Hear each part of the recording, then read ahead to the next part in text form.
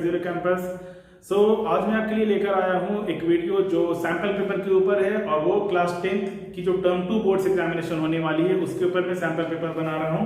ठीक है, तो पहले मैं इसके बारे में डिस्कस कर लूँ कि ये किस तरीके से एग्जाम होने वाला है। एग्जाम का देखिए पैटर्न होगा, ये मैथ्स का, मैथमेटिक्स, और इसमें आपको 3 सेक्शन होंगे, section A, section B and section C. और एक सेक्शन में जो क्वेश्चंस होंगे, number of questions and number of marks, each marks on each question, marks on each question. ठीक है, तो एक क्वेश्चन के ऊपर आपको कितना मार्क्स दिया जाएगा, ये टोटल इसमें 6 क्वेश्चंस आएंगे और एक एक क्वेश्चन का 2-2 मार्क्स होगा। ठीक है, टोटल इसमें 4 क्वेश्चंस होंगे, एक एक क्वेश्चन का 3-3 मार्क्स होगा, और टोटल इसमें भी 4 क्वेश्चंस होंगे, एक एक क्वेश्चन का 4-4 मार्क्स होगा। ओके, तो अगर देखो तो यहाँ पे टोटल कितना हो जाएगा, 12, ये 12 और ये 16, तो ये हो गया आपका 40। ठीक है, 40 मार्क्स का आपका टर्म 2 एग्जामिनेशन टोटल हो रहा है। ठीक है, और इसके लिए टाइम अलाउड कितना रहेगा, टाइम आपको मिलेगा टोटल 2 आवर्स। ओके, और इसमें आपको जो भी मिनिमम जो 2 मार्क का क्वेश्चन है वो डिस्क्रिप्टिव रहेगा, मतलब उसको बना के आपको स्टेप बाय स्टेप दिखाना है। इसमें कोई एमसीक्यू नहीं है टर्म 1 के जैसा।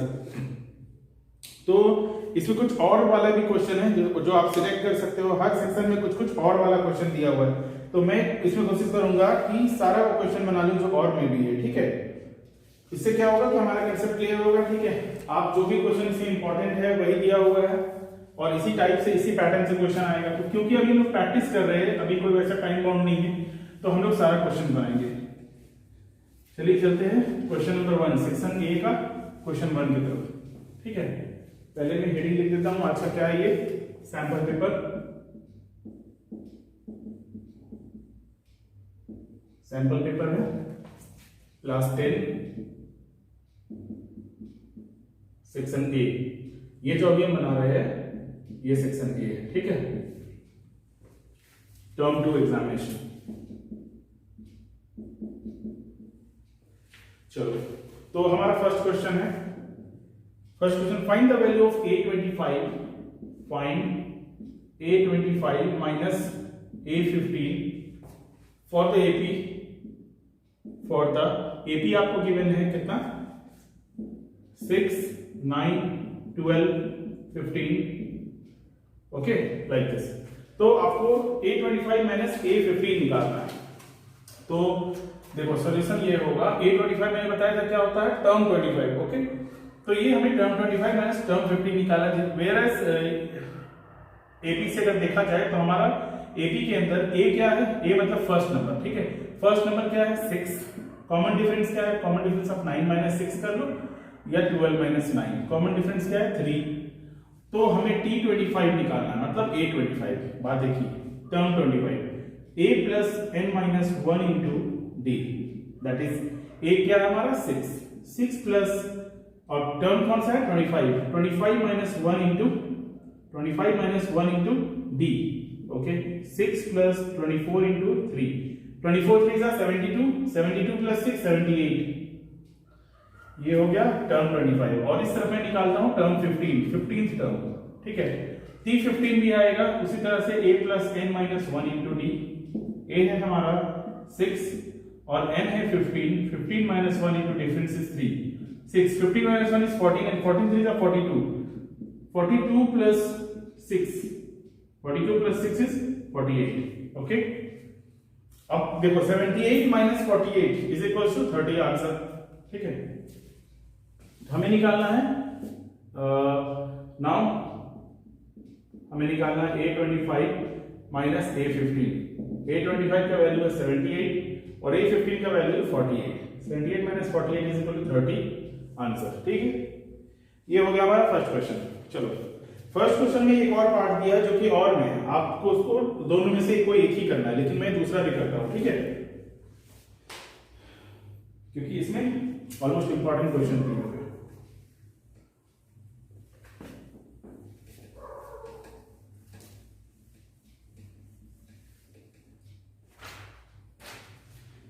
7 टाइम्स, सेकंड क्वेश्चन का जो इंपॉर्टेंट बात है, मतलब गिवन जो है वो मैं वो लिख रहा हूँ पूरा क्वेश्चन में, ठीक है। पूरा क्वेश्चन में फोटो आपको डिस्क्रिप्शन में डाल दूंगा, आप वहां से ले लेना क्वेश्चंस। वैसे में जो गिवन पॉइंट है वो यहाँ पे लिख रहा हूँ। 7 टाइम्स द 7th टर्म, मतलब 7 times the 7th term of an AP is equals to 5 times the 5th term. ये 5th टर्म मतलब आप कैसे लिखोगे, T5, ओके। तो then find the value of, अगर ये गिवन है then find the value of T12। Obviously T12 भी पूछेगा क्योंकि आप एक क्वेश्चन बना चुके हो, मैं यहाँ पे मैं बताता हूँ आपको। अगर Tm times the mth term is equal to n times the nth term, तो फाइंड Tm प्लस n। आप इस तरह का क्वेश्चन RSI वाले में भी है, ठीक है। और इसका वैल्यू 0, कभी बोलेगा prove that the value is 0, कभी बोलेगा फाइंड द वैल्यू, ठीक है। तो हमें पता ही है कि ये वाला नंबर और ये वाला नंबर को सम करके यहाँ देता है, ठीक है। तो आप भी देखो 7 + 5 = 12 और आंसर क्या आना है, 0 आना है। अगर आपको एमसीक्यू मिलता है तो आप 0 में टिक लगा देते, लेकिन यहाँ करके दिखाना है, ठीक है। तो क्या करना है इसमें, चलो लोग करते हैं सॉल्यूशन। 7 टाइम्स a प्लस, और सेम एपी है तो a भी सेम होगा, a मतलब पहला नंबर, और डिफरेंस भी सेम होगा क्योंकि एपी सेम है। a plus n minus n मतलब 7 माइनस 1 इंटू d, ठीक है। 5 into a plus 5 minus 1 into d, 7 a plus 6d is equal to 5 a plus 4d। तो अगर मैं यहाँ से मल्टीप्लाई करूँ 7a 7 6 42d, 5a 5 4 20d, और ये 20d इस तरफ आएगा तो 42d minus 20d 5a minus 7a, ठीक है। तो कितना हो गया, ये तो मैं एग्जांपल के लिए समझा रहा था, यहां से देखो, यहां बनाता हूं मैं, ठीक है। यहां पे तो ये 40 माइनस 20, ये उस तरफ हो गया 22d और इस तरफ हो गया माइनस 2a। तो a is equals to 22d by minus 2, ठीक है। तो क्या आ गया, माइनस 11d। अभी देखो इसको पुट करता हूं। नाउ हमें क्या निकालना है, T12 मतलब a plus 12 minus 1 into D, ठीक है। तो a हमारा क्या आया है, माइनस 11d, और ये क्या होगा 12 minus 1 is equal to 11d, minus 11d plus 11d is equal to 0, and this is our answer, ठीक है। तो ये आ गया हमारा। क्वेश्चन नंबर 2 नहीं था, ये 1 में और वाला था, ये 1 का ही था, ठीक है, 1 का और वाला क्वेश्चन। तो ये हो गया हमारा 1 का और। चलो अब ये आप देख लो, नोट डाउन कर लो या स्क्रीनशॉट ले लो आप। नेक्स्ट करता हूं क्वेश्चन नंबर 2। नेक्स्ट क्वेश्चन है हमारा क्वेश्चन नंबर 2, और क्वेश्चन नंबर 2 में एक एरर है, आप देख सकते हैं। जो सैंपल पेपर है मैं इसका पीडीएफ भेज दूंगा लिंक में। इसमें है कि find the value of m so that the quadratic equation mx 5x minus 6 is equals to 0 दिया है, ठीक है। तो इसमें एरर ये है कि यहाँ पे +9 मिसप्रिंट हो गया है, मतलब दिया नहीं गया है, और हैज क्योंकि या तो आंसर गलत है या तो क्वेश्चन, क्योंकि इस क्वेश्चन का आंसर आएगा 0 और 2 इक्वल रूट्स 0 अगर x is equal to m is equal to 0 आएगा। और अगर आपको पता है कोई रियल नंबर अगर m 0 हो जाए तो पहला टर्म पूरा 0, फिर ये क्वाड्रेटिक बचेगा ही नहीं, फिर ये लीनियर हो जाएगा। दैट्स वाई m 0 हो नहीं सकता है, और अगर हम ये 9 नहीं देंगे तो m 0 हो जाएगा। देयरफॉर ये क्वेश्चन गलत है, ठीक है। तो आपको यहाँ 9 देना ही होगा, कोई भी नंबर हो चलेगा, लेकिन 9 से बहुत जगह देखा गया है कि इसको रेक्टिफाई करके 9 किया गया है, ठीक है। Has 2 equal roots. चलो ये क्वेश्चन करते हैं। तो इसका सॉल्यूशन क्या होगा, find the value of m। तो पहले इसको आप मल्टीप्लाई कर दो, तो the equation is 5mx² minus 6mx plus 9 is equal to 0। So on comparing it with ax² plus bx plus c is equals to 0. तो a is equals to 5m, b is equals to minus 6m और c is equals to 9। अगर हमें सब a और b और c पता चल गया है, if since it has equal roots, since it has equal roots, since it has equal roots therefore d is equal to 0, और d क्या होता है, b square minus 4ac is equal to 0। b क्या है, b हमारे पास है -6m का square minus 4ac, 4a कितना है 5m और c कितना है 9, c हमारे पास 9 है, इज इक्वल टू 0। तो ये हो गया 36m स्क्वायर और ये 5 4 20 एंड 29 जा 180m। तो ये जब उस तरफ जाएगा तो m is 36m square is equals to 180m, ये इस तरफ आके पॉजिटिव हो जाएगा। ठीक है, अब m square is equals to, इसको वैसे नहीं करके हम लोग करते हैं -180 ही रहने देते हैं। ठीक है, तो देखो इसमें से अगर -180m इज इक्वल टू 0, इसमें से अगर हम लोग क्या निकाल सकते हैं, मैक्सिमम है ना, मैक्सिमम क्या निकल सकता है, हमें लगता है कि 6 तो निकलेगा ही निकलेगा। देखो 36 में से 180, 6 6 36 एंड 6 3 18 और 3 2 6 एंड 3 10 30 और 2 भी निकलेगा। ठीक है, तो 36 निकलेगा, 36 5 जा 180 होता है। ठीक है, 36m अगर हम बाहर निकाल देते हैं तो यहाँ बच गया m-5 इज इक्वल टू 0। तो अगर एक बार ये जो फैक्टर है और एक ये फैक्टर है, अगर 36m इज इक्वल टू 0 होगा तो m इज इक्वल टू 0 होगा, और दूसरा जो फैक्टर है m-5 इज इक्वल टू 0 होगा तो m इज इक्वल टू 5 होगा। तो सिंस m 0 नहीं हो सकता है, अगर m 0 होगा तो जैसा कि मैंने कहा कि ये पहला वाला टर्म 0 हो जाएगा और इससे ये क्वाड्रेटिक रहेगा ही नहीं, ये लीनियर बन जाएगा। ठीक है, तो इसलिए m 0 नहीं हो सकता है, तो m must be 5, therefore the value of m is equals to 5, ये हमारा आंसर है। तो क्वेश्चन में एरर था, ये हो गया हमारा क्वेश्चन नंबर 2। और नेक्स्ट किया जाए, चलो इसको इरेज करते हैं।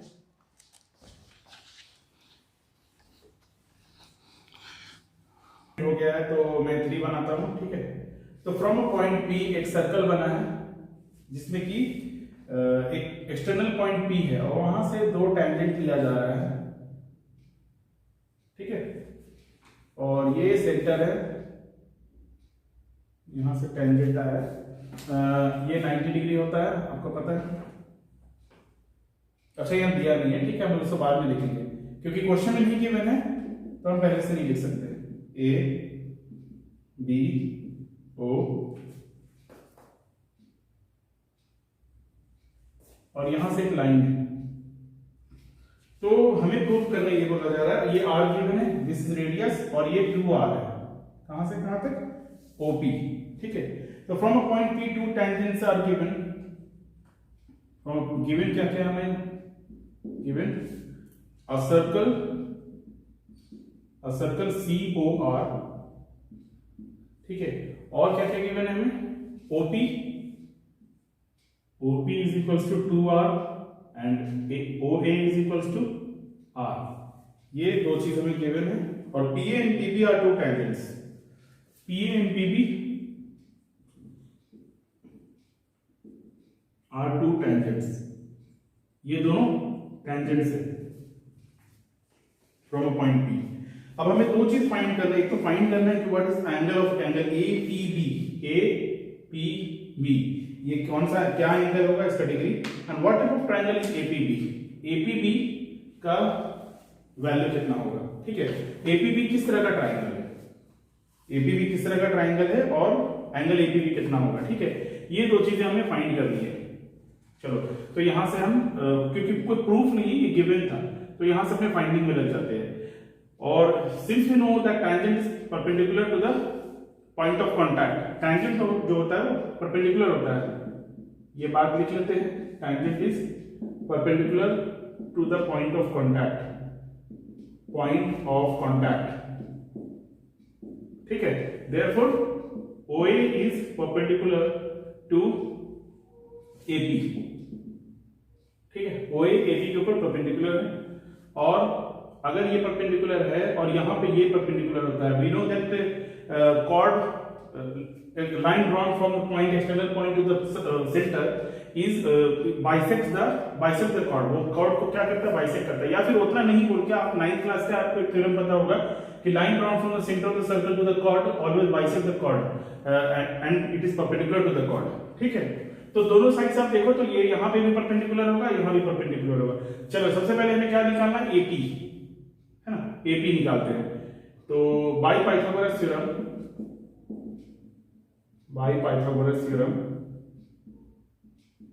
AP का स्क्वायर, AP क्या है, AP हमारा ये 90 के सामने हमारा ये है हाइपोटेनस, तो AP हमें निकालना है. AP का square is equal to hypotenuse का स्क्वायर, मतलब OP का स्क्वायर माइनस OA का square, hypotenuse square minus perpendicular square is equal to base square. OP हमारे पास 2r है, 2r का होल स्क्वायर माइनस r का होल स्क्वायर, ये 4r स्क्वायर हो गया minus r square, that is 3r square. 3r square क्या है, AP का स्क्वायर. तो AP कितना होगा, AP is equal to √3r. Clear है, √3r ये हमारा AP का वैल्यू आ गया. अब आप चाहो तो, क्योंकि हमें देखो क्या निकालना है, फाइंड एंगल APB. तो अगर कोई एक एंगल निकल जाए, इसको थीटा मान लो, ठीक है, तो हम यहां पे निकालते हैं tan theta is equals to, tan देखो 90 के सामने वाला हाइपोटेनस है, तो tan होता है परपेंडिकुलर, मतलब कि एंगल के सामने वाला जो एंगल ऑफ साइट है उसके सामने वाला परपेंडिकुलर, बगल वाला बेस, बगल वाला हाइपोटेनस से बेस नहीं होगा, बगल वाला बेस होगा. तो OA by AP tan theta, हमें थीटा का डिग्री निकालना है. ठीक है, तो OA कितना दिया हुआ है, गिवन r है, और AP इज इक्वल्स टू अभी हमने निकाला √3r, r और r कैंसिल है ना, तो tan theta is equals to 1/√3, और 1/√3 कौन सा वैल्यू में होता है आपको पता है, tan 30 डिग्री. tan 30 डिग्री अगर 1/√3 होता है और अगर tan theta is equal to 1/√3, तो ऑन कंपेयरिंग इक्वेशन 1 and 2, अगर इन दोनों इक्वेशन को कंपेयर किया जाए तो theta will be 30 degree, which is our first answer. जो दो पार्ट्स में हमें आंसर लाने बोला गया, APB is equals to twice of theta, मतलब जो हमने थीटा माना है, या फिर थीटा नहीं बोल के ट्वाइस ऑफ एंगल APO.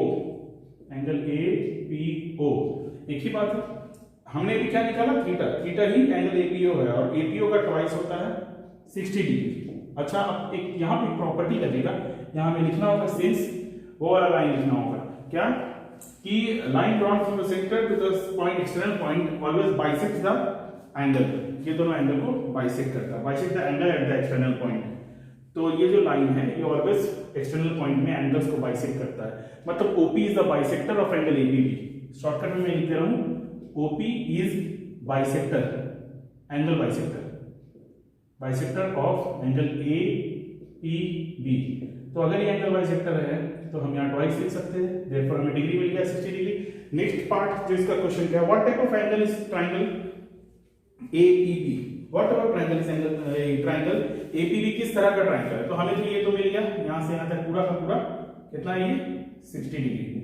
और देखो अगर मैं इसको ज्वाइन कर दूं, आपको यहीं पे मैं बता देता हूं, ठीक है, इतने दूर में सेकंड वाला पार्ट, सेकंड पार्ट जो आंसर है, किस तरह का ये ट्रायंगल है.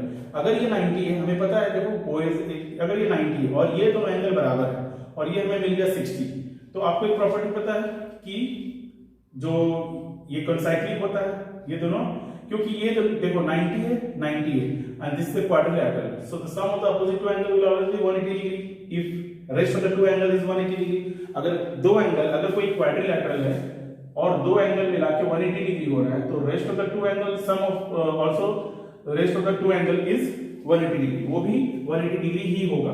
तो ये वाला angle APB plus angle AOB is equals to 180 degree, जिसमें हमें पता है APB 60 है. ठीक है, 60 plus angle AOB is equals to 180 degree.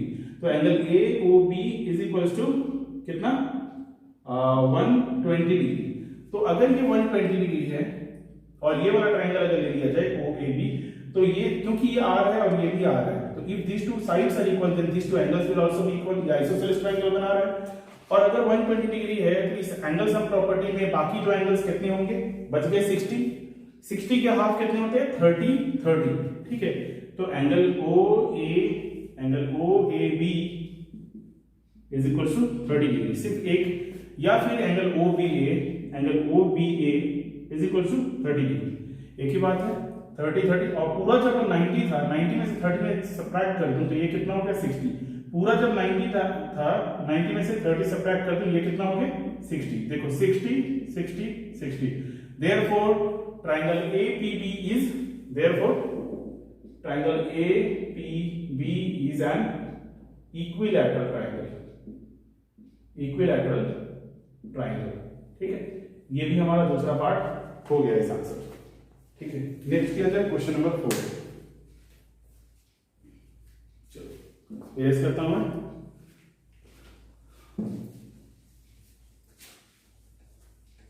तो ये भी 2 मार्क्स का है, लेकिन इतना तो करना ही होगा। ठीक है, ऐसा नहीं कि आप इसको शॉर्टकट में कर लो, वैसे देख के ही समझ में आ रहा था ये इक्विलैटरल होगा, और आप अगर बनाएंगे तो आपको याद भी होगा कि इक्विलैटरल ट्रायंगल होता है।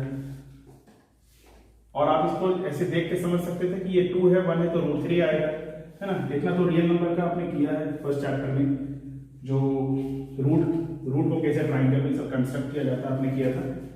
तो उस तरीके से भी आप यहाँ बोल सकते थे अगर ये 1 है और ये √3 है तो 1/√3 कितना होगा tan 30 डिग्री, और 30 का डबल 60 डिग्री।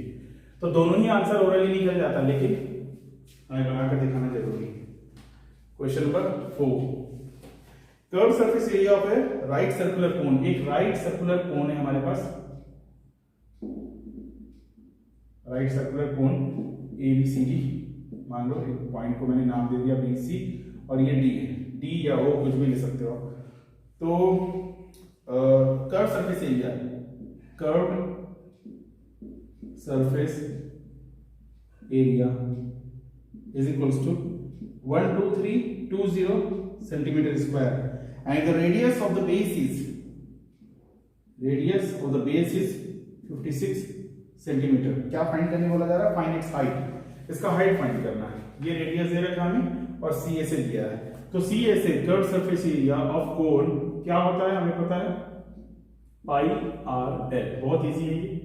तो कर्व सरफेस एरिया के नीचे वो वैल्यू लिखेंगे 12320 πRL। देखो रेडियस पता है हमें, यहां से L निकल जाएगा 22/7 इंटू रेडियस इज 56, और यहां से L मतलब स्लैंट हाइट। ओके, तो यहां से हमें L मिल जाएगा। देखो पहले यहां कट करते हैं, 11 2 22, 11 1 11 30, 11 1 11 22, 11 11, यहाँ 30 बचा, 11 11, और फिर ये 2 22, 11 22 0, 1120 इंटू 7/2 इज इक्वल टू हमारा L आ गया। इसको भी कट किया जाए तो 2 5 10, 2 6 12, और एक 56 भी आएगा नीचे, हाँ 56, तो 56 10 से कट गया, L is equal to 70। Clear है? तो L आ गया हमारा 70 और रेडियस था 56। तो इन ट्राइंगल ADC, अगर ADC ट्राइंगल लिया जाए तो by using Pythagoras theorem, by Pythagoras theorem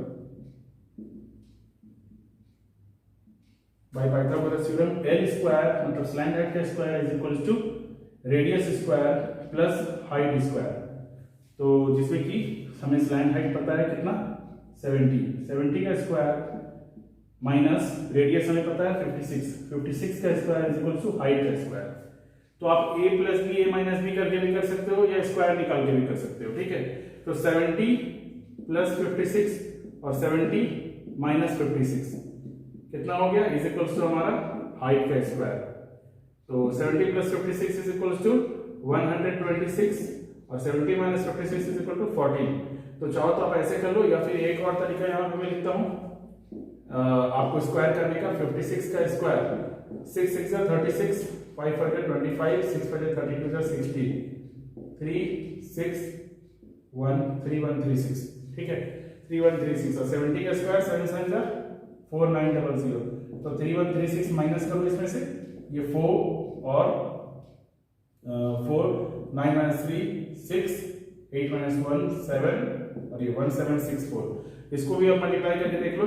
14 6 84, 14 6 84, मैंने 4 लिखा, 8 carry, 14 2 28, 28 plus 8, 14 2 28, 28 plus 8 36, 3 carry, 14 14 14 plus 3 1764। तो चाहो तो वैसे कर लो या ऐसे करो। 1764 हमारा क्या है, हाइट का स्क्वायर, तो height is equal to 1764 under root, और 1764 किसका स्क्वायर रूट होता है, तो देखो 4 4 जा 40 का स्क्वायर कितना होता है 1600, इससे थोड़ा ज्यादा है, और 45 का स्क्वायर कितना होता है 2025, ये सब आपको याद रखना होगा, ठीक है। तो 520 हाँ, इन दोनों नंबर्स के बीच में आ रहा है, और इन दोनों नंबर्स के बीच में 2 का स्क्वायर 4 होता है, दैट मींस ये नंबर 42 होगा, h is equal to 42 centimetre, ठीक है। तो हमारा हाइट कितना है, height is equal to 42 centimetre, and this is our answer, ये हमारा आंसर, ओके। ये हो गया क्वेश्चन नंबर 4। चलो नेक्स्ट करते हैं, आप इसका स्क्रीनशॉट ले सकते हो। नेक्स्ट क्वेश्चन नंबर 5, ये सारा फॉर्मूलाज आपको लर्न रखना होगा, ठीक है, लर्न कर लेना होगा। जैसे कि volume of cone, curve surface area of cylinder, frustum तो इस बार ओमिटेड है।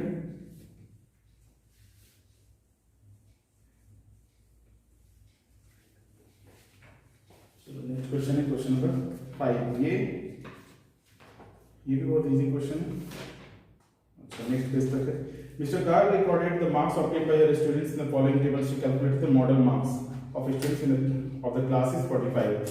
तो model marks of the students of the class has 45. Model marks उन्होंने निकाला 45.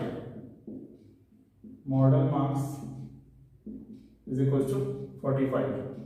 45 निकाला. Question number 5. And the blank was left.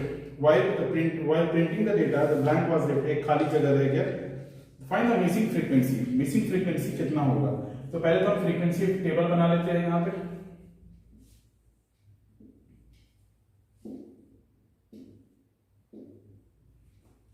Marks obtained,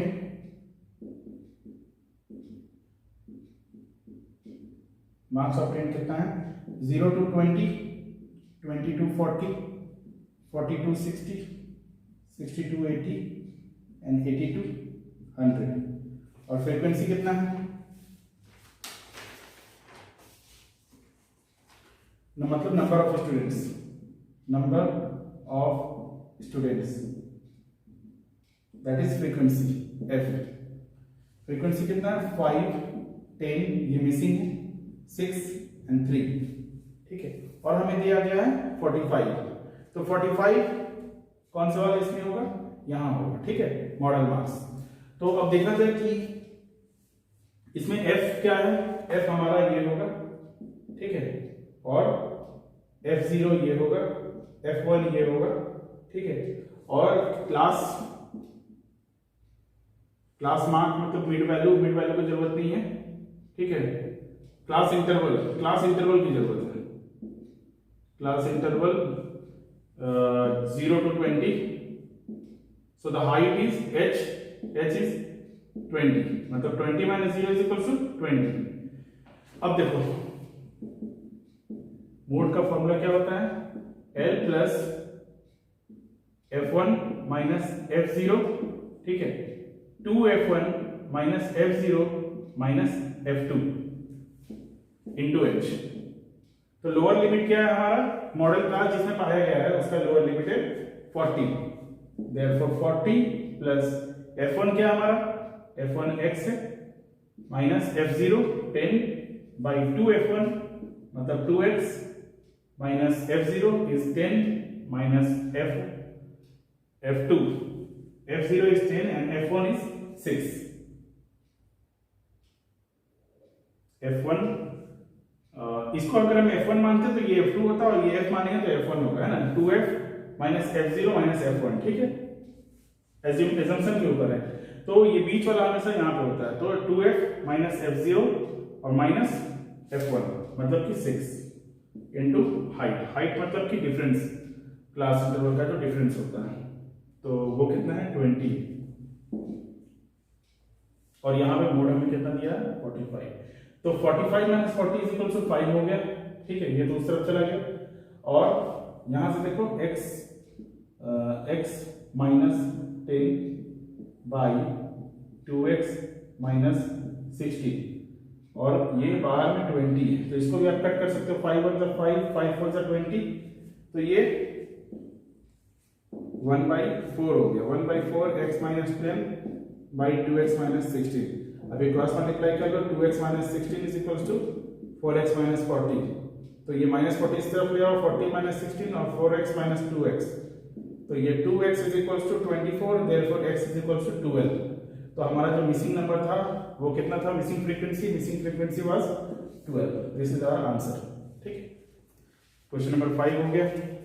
6 है हमारा लास्ट, सेक्शन ए का लास्ट क्वेश्चन। नेक्स्ट क्वेश्चन है हमारा 6 नंबर। तो क्वेश्चन 6 नंबर ये है कि if Ritu is younger by 5 years then what she really is. अगर अभी का एज निकालना तो लेट हर प्रेजेंट एज भी हम लोग को स्टेप बाय स्टेप करना है। लेट हर प्रेजेंट एज भी x, अभी का एज को x मान लिया जाए तो 5 ईयर्स अगो कितना होगा, 5 ईयर्स अगो x माइनस 5, ठीक है, ये उसका 5 साल पहले का एज है। और बोला जा रहा है कि देन मतलब तब the square of her age would have been 11 more than 5 times her present as.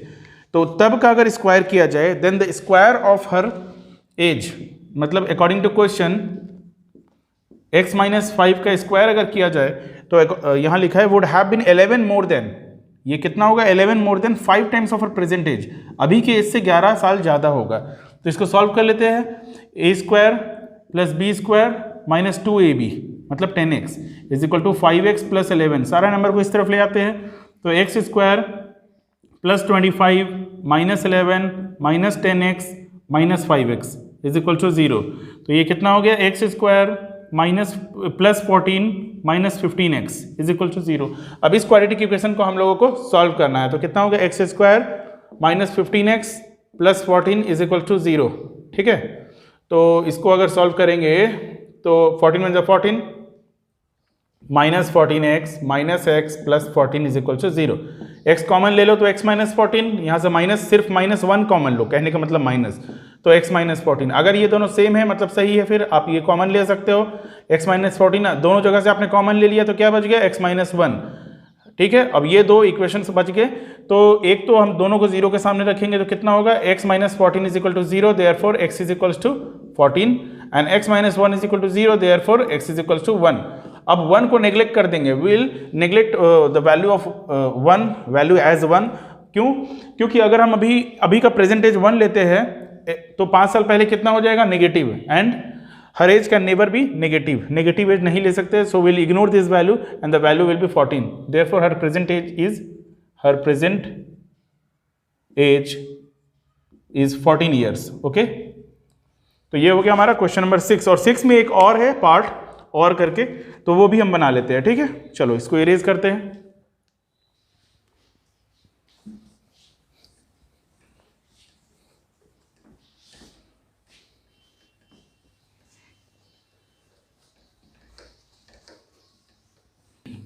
Next है क्वेश्चन नंबर 6 में जो और वाला क्वेश्चन है, एक और दिया हुआ है, ये 7th नहीं है 6th का ही है, ठीक है, 6th का और वाला question, next question.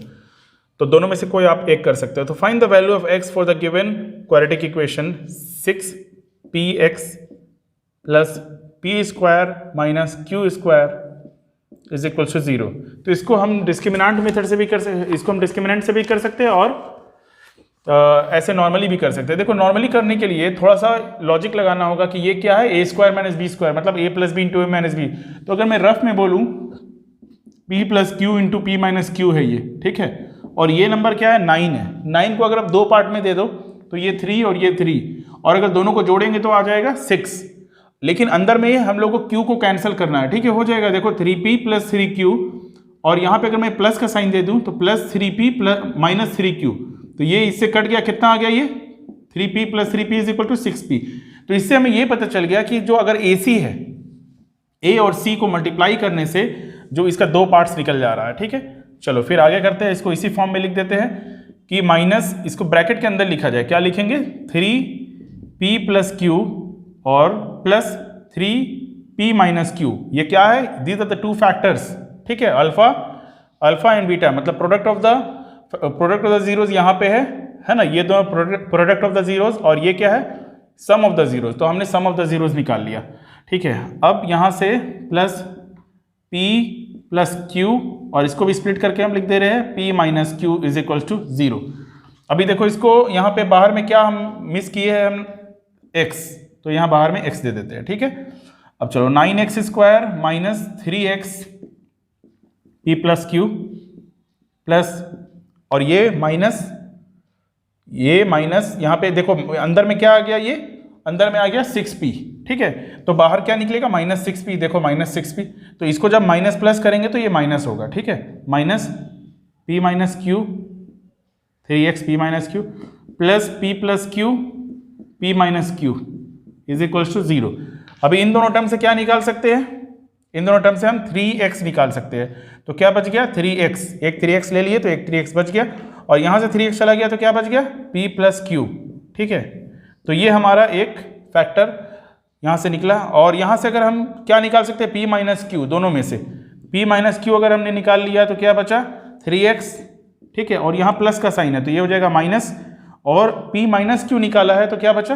P plus Q बच गया, ठीक है, इज इक्वल टू 0। चलो अब देखो क्या ये सेम है? हाँ सेम है, तो हम लोग इसको बाहर निकाल सकते हैं। 3x minus P plus Q, और ये 3x minus P minus Q, ठीक है। तो ये दो फैक्टर मिल गए हम लोगों को। अभी ये तो रफ था, अभी हम लोग दोनों को 0 के सामने रखते हैं। 3x minus P plus Q is equal to 0, और 3x minus P minus Q is equal to 0। तो इस तरफ से क्या आएगा? इस तरफ से आएगा 3x is equal to P plus Q, है ना, ये पूरा नेगेटिव इस तरफ पॉजिटिव हो गया, और इसमें से क्या आएगा? 3x is equal to P minus Q, दोनों आ गया। अब इसमें से x का वैल्यू क्या आएगा? P प्लस Q बाई 3, और इसमें से x का value P minus Q by 3। तो these are the two zeros of the polynomial, ये दोनों x के दो वैल्यूज है, ठीक है, x के दो वैल्यूज है, अलग अलग वैल्यूज, यूनिक वैल्यूज, ठीक है। अब 7th नंबर किया जाए। ओके, 7th से क्वेश्चन सेक्शन बी स्टार्ट है, ठीक है, ये हमारा सेक्शन ए क्लोज होता है, यहाँ पे खत्म हो गया, यहाँ सेक्शन बी स्टार्ट किया जाए।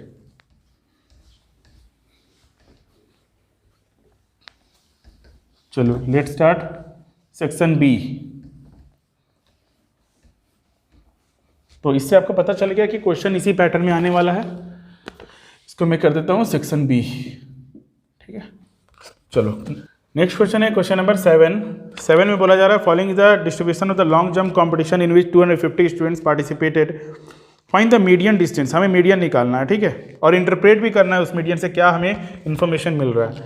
तो पहले उसका टेबल बना लिया जाए। ये क्लास इंटरवल है जो कि डिस्टेंस में लिखा है, डिस्टेंस इन मीटर, ठीक है, और ये फ्रीक्वेंसीज है, और ये CF है, क्यूमुलेटिव फ्रीक्वेंसी। ये फ्रीक्वेंसी आपको दिया है नंबर ऑफ स्टूडेंट्स में, नंबर ऑफ स्टूडेंट्स F। तो 0 1 1 2 2 3 3 4 4 5, और यहाँ सम टोटल होगा, ठीक है। तो यहाँ 0 1 वाले ग्रुप में है 40 frequency, 80 62 38 30, and n is equal to 250। बिना ऐड किए भी आप लिख सकते हो क्योंकि यहाँ टोटल 250 स्टूडेंट्स दिया है और उन्हीं का डिस्ट्रीब्यूशन है, ठीक है। और यहाँ पे अब हम लोग को क्यूमुलेटिव फ्रीक्वेंसी निकालना है। तो पहला में तो कुछ भी नहीं है, तो ये 40 ही होगा, और इसको आप इस तरह से ऐड करते जाओ। 40 plus 80 is equal to 120, 120 plus 62 is equal to 182, 182 plus 38 is equal to 220, and 220 plus 30 is equal to 250। अगर ये मैच कर गया मतलब सही है, क्योंकि ये सबको ऐड करके ही आया है, ठीक है। अब यहाँ से आप देखो कि n अगर हमारा 250 है तो n बाई 2 कितना होगा? n बाई 2 होगा 125। 125 कौन से क्लास CF के बीच में आ रहा है? यहाँ। तो इसे जो बड़ा वाला है वो हो जाएगा हमारा median class. Median class is 2 3। तो इसमें लोअर लिमिट क्या है? लोअर लिमिट मतलब L, लोअर लिमिट मतलब L जो है वो क्या है? 2। L हमारा 2 है, और इसमें L मिल गया, और CF ये ऊपर वाला होता है CF और ये सामने वाला मीडियन क्लास के ऊपर वाला CF को ले लिया जाता है और सामने वाले F को लिया जाता है। तो CF will be 120 and F will be 62। सब कुछ मिल गया। अब मीडियन का फॉर्मूला क्या है? मीडियन का फॉर्मूला है L plus n/2 minus CF by F into H। और हाँ हाइट, यहाँ पे हाइट हमें लिखना है, तो H कितना है? 1 माइनस 0 इज इक्वल्स टू 1, तो हाइट 1 है। लोअर लिमिट क्या है हमारा? 2 है। 2 प्लस n/2 मतलब 125। 125 माइनस CF कितना है? 120। 120 बाई F कितना है? 62। 62 इंटू H कितना है? 1, तो 1 से तो मल्टीप्लाई करके वही आएगा जो है 2 प्लस 5 बाई 62। अभी देखो इसको ऐड करके LCM लेके आप डिवाइड करो, तो उससे अच्छा है कि इसको अलग से निकाल लो, जो पॉइंट में आएगा उसको 2 से जोड़ दो। तो 62 और 5 डिवाइड किया जा रहा है तो पॉइंट दिया, पॉइंट से भी नहीं जा रहा है तो 0 दे दिए, 500 हो गया। 500 को 6 8 जा 48 है ना, लेकिन हाँ 6 8 जा 48, 496 हो गया। 8 2 जा 16, 496। फिर 4 बचा यहाँ पे 0 40, तो 0.80 एंड 6 जा 36, 372। ठीक है, और इसी तरह चलता जाएगा। तो 0.806 आप इसमें ऐड कर दो, 2.2 प्लस 0.806 तो कितना हो गया? 2.0806। 2.08 भी चलेगा, ठीक है। 2.0806, तो ये हमारा आ गया मीडियन क्लास, ये हमारा आ गया मीडियन। ठीक है, दिस इज आवर मीडियन। और इससे क्या इन्फॉर्मेशन आपको मिल रहा है? इससे हमें ये इन्फॉर्मेशन मिलता है कि 2.80 से जो लॉन्ग जंप है इतना मीटर, 2.80 मीटर, 2.08 मीटर से आधे लोग जो है, आधे बच्चे वो उससे ऊपर जंप लगाए हैं और आधे बच्चे उससे नीचे जंप लगाए। Half of the students jumped below this median and half of the students jumped above this median. ठीक है, मीडियन वाले वैल्यू से ज़्यादा और मीडियन वाले वैल्यू से कम। जैसे कि देखो हम लोग स्टैंडर्ड 6 या 5th में ये पढ़ा करते थे कि कोई भी नंबर आपको दिया है, बहुत सारा नंबर्स है, उसको आप ऐसे इस तरह से 1 1 2 2 2 3 3 3 3। अब देखो आप जो बीच में कौन सा रहा, 1 2 3 4 5 6 7 8 9, 9 है मतलब 5th नंबर वाला बीच में है, तो ये this is the median class. तो उस टाइम तो ऐसे हुआ करता था, अभी सेम चीज़ है। तो मतलब कि इससे कुछ नंबर्स बराबर जो इस तरफ है और कुछ नंबर उस तरफ है, तो वैसे ही यहाँ है। मीडियन मतलब बीच वाला, ठीक है, और मीन मतलब एवरेज। चलो नेक्स्ट, पेयर ऑफ टेंजेंट्स। एक पेयर ऑफ टेंजेंट बनाना है to a circle of radius 4 centimetre. सबसे पहले तो आप एक सर्कल कंस्ट्रक्ट कर लो 4 सेंटीमीटर रेडियस लेके। सेंटर O मैंने लिया और यहाँ से लेकर ये R रेडियस जो है, ये जो रेडियस है मैंने ले लिया, इसको इरेज करके 4 सेंटीमीटर लिख देता हूँ, 4 सेंटीमीटर। ठीक है, ये मैंने रेडियस ले लिया। अब आपको बनाना है tangents which are incline to each other at an angle of 60 degree. मतलब दो टेंजेंट्स अगर यहाँ से आ रहे होंगे तो उनके बीच में 60 डिग्री का एंगल होगा। ठीक है, तो आपको जैसे कि पता है कि ये सप्लीमेंट, देखो मैं एक रफ सा बना रहा हूँ। ठीक है, अगर ये दो टेंजेंट्स है, मान लो ये दो टेंजेंट्स है, तो ये तो 90 होता है, ये 90 होता है, दिस टू आर सप्लीमेंट्री, और ये क्वाड्रिलेटरल भी है। तो ये आपने प्रूव भी कर रखा होगा सर्कल चैप्टर में। तो सामने वाला जो दोनों एंगल्स होता है, दीज आर सप्लीमेंट्री, ये भी सप्लीमेंट्री होता है।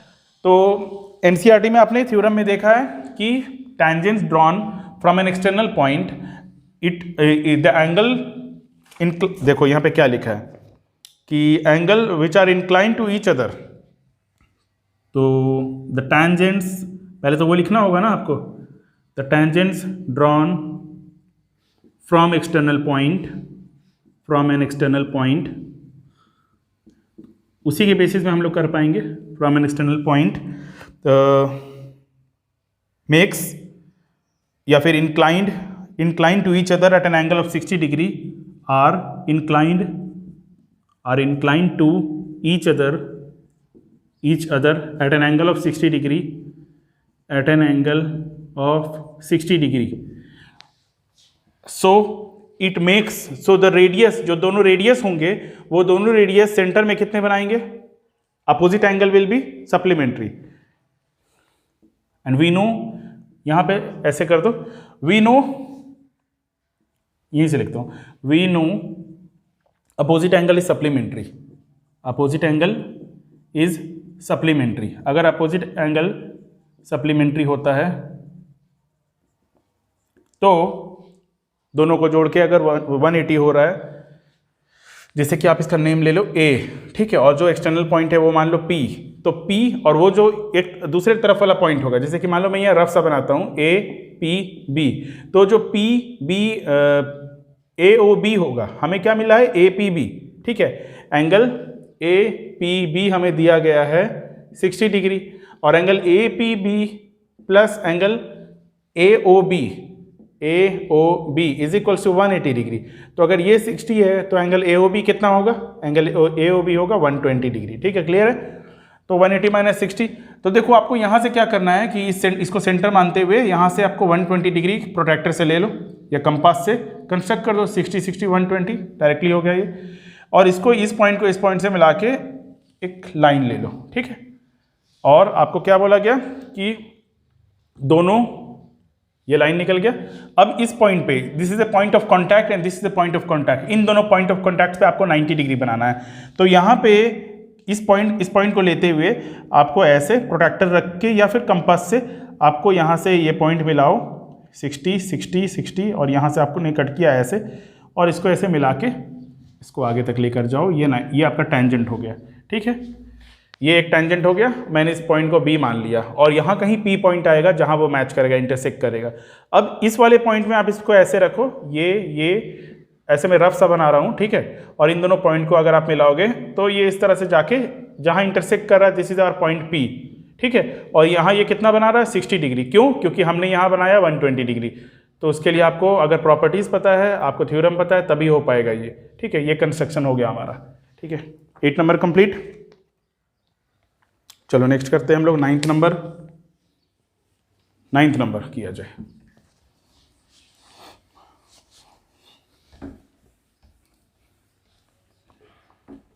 टोटल ये फिर 10th के बाद सेक्शन C आएगा हमारा।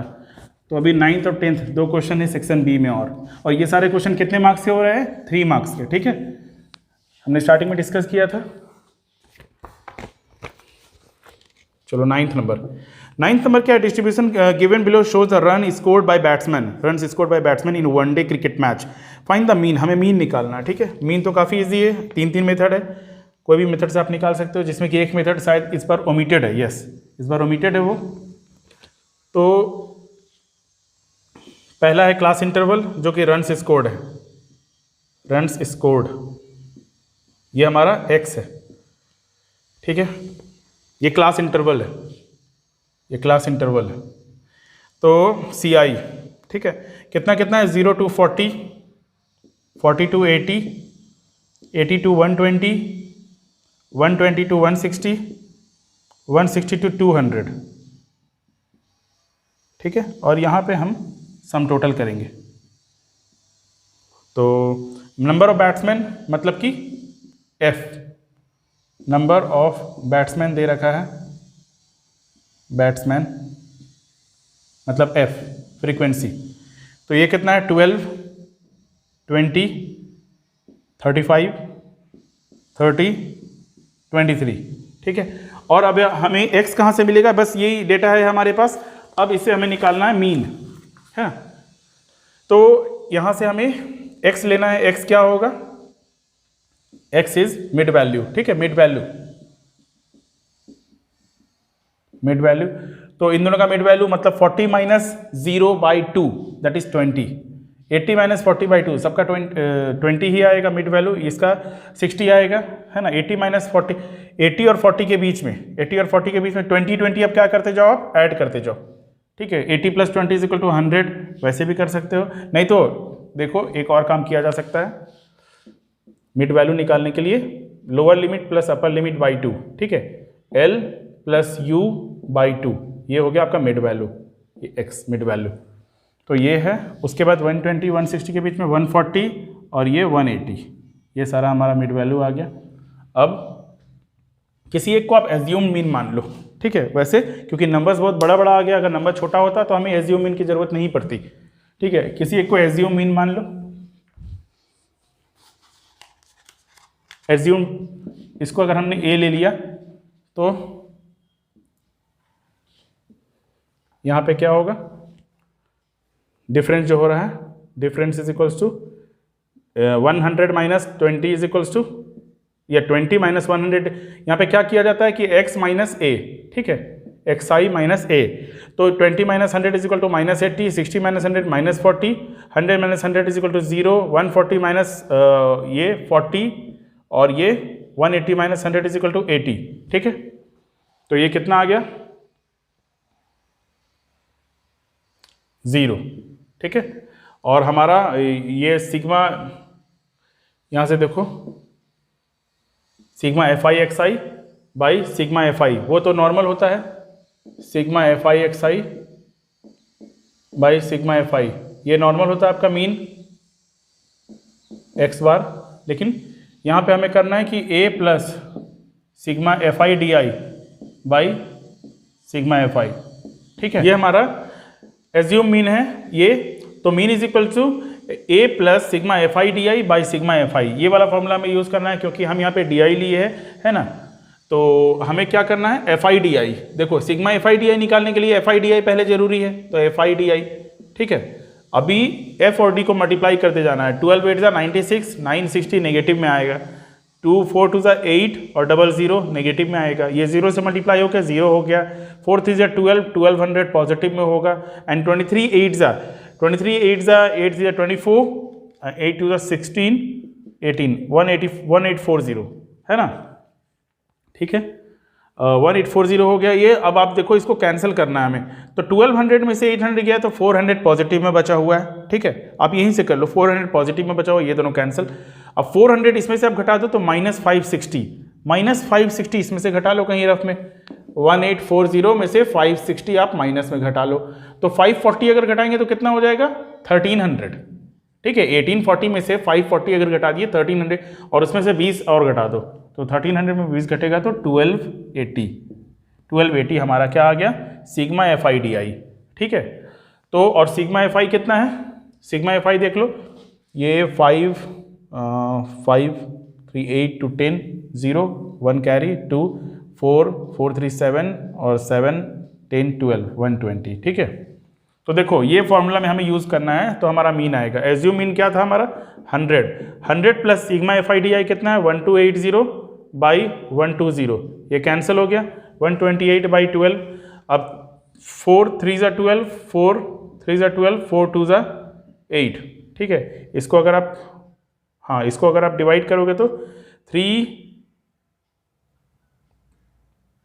128 आ रहा है क्या, देखो तो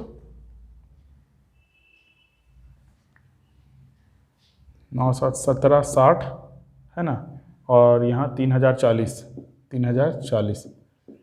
0 14 माइनस 8 है ना, यहाँ 29 बचा, 1280, तो 10 पॉइंट, ये कितना होगा 10.67 ऐसी कुछ, ठीक है। 3 10 जा 30, 10 पॉइंट आपका 2 बच रहा है, तो 10.67 100 प्लस ये, तो ये हो गया 110.67 हमारा एज्यूमिंग, ठीक है। नेक्स्ट क्वेश्चन किया जाए, तो नेक्स्ट क्वेश्चन है क्वेश्चन नंबर 10।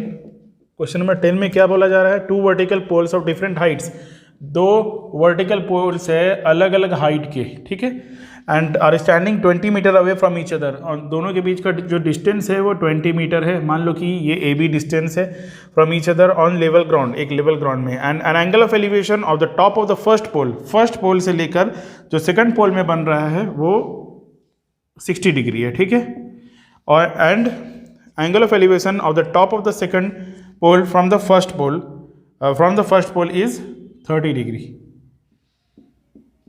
डिग्री, ठीक है।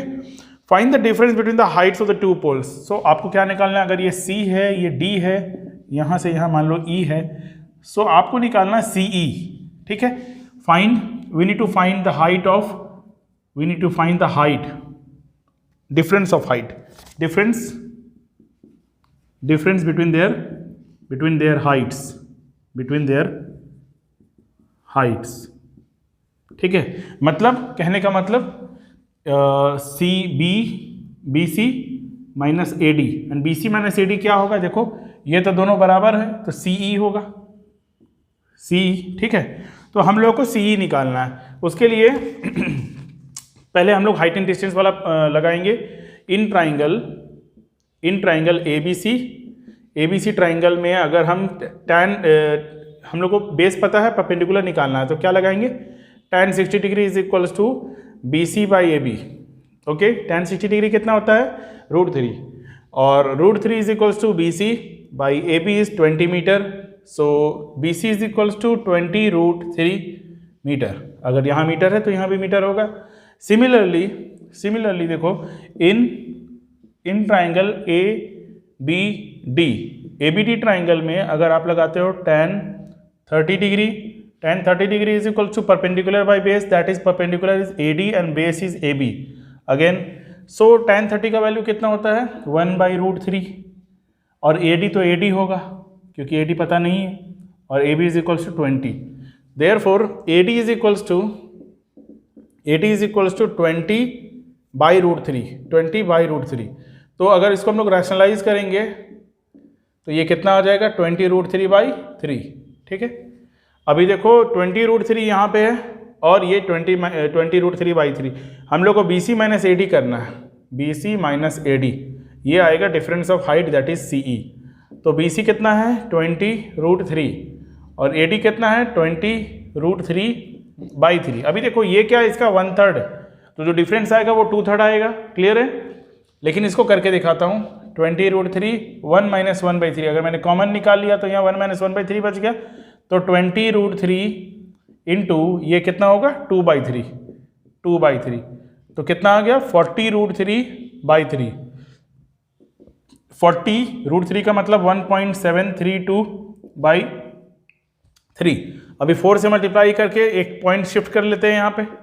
पहले 4 से मल्टीप्लाई करके देखते हैं कितना होगा।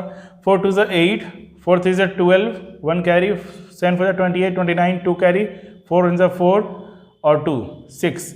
और यहाँ पे 3 के पहले लगा था, अभी 10 से मल्टीप्लाई करेंगे 2 के पहले लगेगा। ठीक है, ये हो गया divided by 3।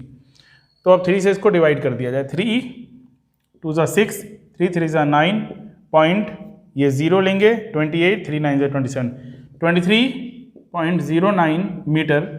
23.09 metre is the difference of the height, difference of their height. तो सी कितना हो गया हमारा? 23.09। चलो 10 में एक और क्वेश्चन है जो और करके दिया है, अभी हम लोग वो कर लेते हैं, तब सेक्शन सी स्टार्ट करेंगे। ओके, चलो नेक्स्ट क्वेश्चन, ये भी हाइट एंड डिस्टेंस का ही है। इसको इरेज करता हूँ मैं और क्वेश्चन नंबर 10 ही रहने देता हूँ, क्योंकि तो हमारा नेक्स्ट क्वेश्चन है, क्वेश्चन नंबर 10 ही है, 10 का दूसरा पार्ट, मतलब और वाला पार्ट। इसमें बोला जा रहा है एक there is a boy whose height is 1.7 metre standing on a level ground, और एक बिल्डिंग है जिस बिल्डिंग के टॉप में वो देख रहा है तो 60 मीटर का एंगल ऑफ एलिवेशन बन रहा है। ठीक है, ये 60 डिग्री का एंगल ऑफ एलिवेशन बन रहा है। तो और अगर ये लेवल ग्राउंड है और ये यहाँ पे पैरेलल है, these two lines are parallel, therefore अगर नेमिंग कर दिया जाए ABCDE, तो AE इज इक्वल्स टू, अगर ये पैरेलल है तो AE is equal to BC और BC is equal to 1.7 metre. ठीक है, और जो दोनों के बीच की दूरी है, दोनों के बीच की दूरी 50 मीटर है ना, horizontal ground 50 metre away from the 50 metre की दूरी है यहाँ से यहाँ तक। ठीक है, तो बताना है हाइट ऑफ द बिल्डिंग की हाइट बतानी है। ठीक है, calculate the height of the building है, और √3 का वैल्यू आपको दे रखा है 1.732 लेना है। अगर जब भी ऐसा दिया रहेगा 1.732 तो आपको उसको वैल्यू पुट करना है, नहीं दिया रहेगा तो आप एनसीईआरटी में देखते होंगे कि √3 या √2 करके भी आंसर लिखा है, कोई दिक्कत नहीं है। तो यहाँ हमारा क्या लेना है, देखो ये अगर 50 है तो ये भी 50 होगा, देयरफॉर हम बोल सकते हैं if this two lines are parallel therefore AB is equals to EC is equals to 50 metre, दोनों 50 मीटर है, देयरफॉर ये भी हमारा 50 मीटर हो गया यहाँ से यहाँ तक।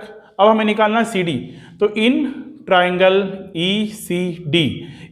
ECD, और अगर बेस पता है और परपेंडिकुलर निकालना है, बेस और परपेंडिकुलर के बीच में रिलेशन कौन कौन सा T रेशियोज बताता है, tan थीटा और कॉट थीटा। ठीक है, तो हम दोनों में से कुछ भी ले सकते हैं, tan थीटा या कॉट थीटा। tan 60 डिग्री लेते हैं, परपेंडिकुलर बाय बेस मतलब CD बाई EC, तो tan 60 का वैल्यू होता है √3, CD हमें नहीं पता है, निकालना है, और EC हमारा 50 मीटर है। तो CD is equals to 50 √3, CD is equals to 50 √3 आ गया हमारा। ठीक है, 50 √3। अब क्या करना है, ये CD है तो BC निकालना, we need to find BD is equals to BC plus CD। BC कितना है, 1.7 है, 1.7 प्लस 50 √3। अब यहाँ क्या करो, पहले तो इसको मल्टीप्लाई कर लो, 50 √3 कितना है, 50 इंटू 1.732, इसको मल्टीप्लाई कर लो। देखो मल्टीप्लाई करने का बहुत आसान तरीका क्या है, 1.732 इंटू 100/2। बात एक ही है, 50 से मल्टीप्लाई करो या 100/2 कर लो, 2 से इसको कट करना ज़्यादा आसान है, और 100 से मल्टीप्लाई करोगे तो यहाँ पहुँच जाएगा पॉइंट। 2 8 ज़ा 16, 2 6 ज़ा 12, 2 6 ज़ा 12 है ना, और पॉइंट 2 के पहले था, पॉइंट 1 के पहले था, तो पॉइंट 1 के पहले होगा। ठीक है, मल्टीप्लाई 100 से मल्टीप्लाई करने के बाद पॉइंट यहाँ पहुँच जाएगा। ठीक है, तो 86.6, तो ये आ गया हमारा 86.6 और 1.7, 86.6 प्लस 1.7 दोनों को अगर ऐड करो पॉइंट के पॉइंट मिला के, तो 6 + 7 = 13 एंड 7 8 और 8 88.3। Therefore the height of the building is 88.3 metre. Okay, ये हमारा आंसर है, ये हमारा आंसर है। ठीक है, तो इसके साथ हमारा सेक्शन बी कंप्लीट हुआ। अब नेक्स्ट क्वेश्चन से हम सेक्शन सी स्टार्ट करते हैं। ठीक है, इरेज करो इसको, चलो ठीक है।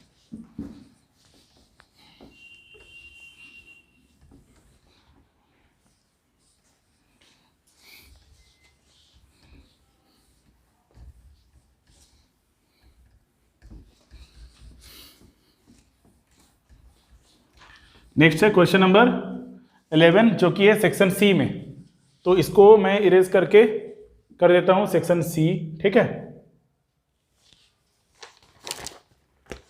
ये हो गया आपका सेक्शन सी। सेक्शन सी का पहला क्वेश्चन, क्वेश्चन नंबर 11 में ये कहा जा रहा है internal and external radii of spherical shell. एक स्फेरिकल शेल है, ये मान लो स्फेरिकल शेल है, और ये इसका 2 रेडियाई है। ठीक है, अंदर में एक और रेडियस है। ठीक है, यहाँ से लेकर यहाँ तक, और एक है बड़ा वाला। तो लेट द आउटर रेडियाई, मतलब O से लेके एक पॉइंट तक है और O से लेके एक अनदर पॉइंट तक है। तो आप उसको एक पॉइंट मान लो P या Q है ना, तो OP is equals to capital R। Let OP be capital R, and capital R कितना हमारा दे रखा है 5 सेंटीमीटर, मतलब लार्जर वाला जो रेडियस है, and OQ be small r, और स्मॉल r हमें दे रखा है 3 सेंटीमीटर। ठीक है, मतलब external radius, internal radius. Okay, external radii, internal radii. It is melted and recast into solid cylinder. इसको एक सॉलिड सिलेंडर में बनाया जा रहा है, इसको रिकास्ट मेल्ट करके एक सॉलिड सिलेंडर में बनाया जा रहा है। डायमीटर ऑफ 14 सेंटीमीटर, जिसका यहाँ से यहाँ 14 सेंटीमीटर का डायमीटर। तो इसका दूसरा है ना, इसका पार्ट अलग है, diameter is given as 14 centimetre, तो radius will be 7 centimetre. Now find the height of the cylinder. Cylinder का हाइट हमें निकालना है, and also find the total surface area of cylinder. 2 things we are asked to find. ठीक है, और पाई का value दे रखा है 22/7, गिवन में है पाई 22/7, 3.14 नहीं लेना है। तो पहले क्या करना होगा, हमें इसका वॉल्यूम निकालना होगा और दोनों के वॉल्यूम को इक्वेट करना होगा। तो इससे हमें क्या मिल जाएगा, उससे हमें मिलेगा इसका हाइट, और हाइट मिलने के बाद इसका क्या निकालने बोला जा रहा है, टोटल सरफेस एरिया, वो भी निकाल लेंगे हम लोग। First of all we have to find height and then total surface area of cylinder. ठीक है, ये दोनों चीज़ हमें फाइंड करना। पहले तो आप वॉल्यूम निकाल लो। तो वॉल्यूम ऑफ स्फीयर, जब भी इस तरह का कुछ दिया रहेगा, अंदर से वो हॉलो है। ठीक है, अंदर से ये खाली है, अंदर से अगर हॉलो है तो आपको 4/3 pi capital R cube minus 4/3 pi small r cube, ये वाला फॉर्मूला लगाना है। ठीक है, तो 4/3 पाई बाहर निकाल लो। ठीक है, मैं इस तरफ लिखता हूँ 4/3 पाई बाहर अगर निकाल लिया तो R cube, capital R cube मतलब 5 का क्यूब माइनस 3 का क्यूब। तो 5 का क्यूब कितना होता है 125, और 3 का क्यूब 27, दोनों माइनस कर लो, और 4/3 पाई, अभी पाई रहने दो। ठीक है, क्योंकि यहाँ भी पाई का यूज़ होगा, दोनों को हम लोग को इक्वेट ही तो करना है। तो अगर इसमें से 27 माइनस करोगे तो क्या आएगा 98, 4/3 पाई 98, ये वाला वैल्यू हम लोगों को, ये हमारा वॉल्यूम आया। वॉल्यूम इफ इट इज़ रिकास्टेड, अगर किसी चीज़ को मेल्ट करके रिकास्ट किया जा रहा है तो दोनों के वॉल्यूम में कोई चेंजेस नहीं आते हैं। ठीक है, तो मतलब the volume of cylinder is equals to volume of sphere. यहाँ पे हम लिख सकते हैं वॉल्यूम ऑफ स्फीयर, जो हॉलो स्फीयर है, is equals to volume of cylinder. ठीक है, तो वॉल्यूम स्फीयर हमारा आया 4/3 pi 98 is equal to volume of cylinder क्या होता है pi r square h, pi r square, r कितना है 7, पाई 7 का स्क्वायर और हाइट। तो देखो पाई इसलिए हमने वैल्यू नहीं डाला था, पाई और पाई दोनों कैंसिल हो गया। ठीक है, 7 का स्क्वायर कितना होता है 49, तो हम यहाँ पे करते हैं इसको दूसरा step, 4/3 into 98 is equals to 49 into height. तो 49 2 98, इधर से ये कट गया, कितना आ गया 4 2 8, हाइट इज इक्वल टू 8/3। 8/3 को आप क्या बोल सकते हो 2/3। ठीक है, 2/3 मीटर। ठीक है, या फिर 2.67 मीटर, इस तरीके से भी बोल सकते हो। 2/3 मीटर आ गया हाइट, या फिर 8/3 हाइट। अब हम लोगों को क्या करना है, वी हैव टू फाइंड दूसरा पार्ट जो है, दूसरा पार्ट तो यहाँ नहीं लिखा है, बस दूसरा पार्ट लिखने की जरूरत नहीं है, बस आपको क्या करना है total surface area of cylinder. ठीक है, सिलेंडर कितना होगा pi, total surface area of cylinder. Total surface area कैसे निकलता है 2πRh plus 2πr square. Total surface area 2πRh, ये क्या निकला आपका कर्व्ड सरफेस एरिया, और एक ऊपर वाला पाई स्क्वायर और एक नीचे वाला पाई स्क्वायर, दोनों ऐड करना है, तो प्लस 2πr स्क्वायर। अब देखो इसमें से क्या क्या कॉमन है, 2 कॉमन है, पाई कॉमन है, r कॉमन है, दोनों निकाल लो, 2πr, क्या बच गया h प्लस r। तो 2 की जगह 2, पाई की जगह 22/7, r की जगह 7, और हाइट कितना है हमारा 8/3, और रेडियस कितना है, रेडियस है 7। ठीक है, तो ये कितना हो जाएगा 7 कट गया 44 इंटू 7 से 21 प्लस 8 29/3। ठीक है, इस नंबर को मल्टीप्लाई करके हमारा आंसर आएगा कितना 29 4 जा 116, 29 4 जा 116 बच गया 11, फिर 29 4 जा 116, तो 116 127/3। ठीक है, ये आ गया हमारा मल्टीप्लाई करके, तो 3 4 जा 12, 3 2 जा 6 और 16, 3 5 जा 15.3, 425.3 मीटर स्क्वायर, क्योंकि ये एरिया है। ठीक है, टोटल सरफेस एरिया, और मीटर में सेंटीमीटर है ना, सेंटीमीटर स्क्वायर, जो यूनिट दिया रहेगा आंसर उसमें ही आएगा, 425.3 सेंटीमीटर स्क्वायर। ठीक है, क्लियर है, 11 नंबर हो गया हमारा। इसके बाद 12 नंबर। ठीक है, इसको इरेज करता हूं मैं, आप नोट कर लो। ठीक है, नेक्स्ट किया जाए क्वेश्चन नंबर 11। 11 में 2 पार्ट्स है, दोनों करेंगे हम लोग, और दोनों सर्कल से रिलेटेड है। ठीक है, दोनों टेंजेंट से रिलेटेड है।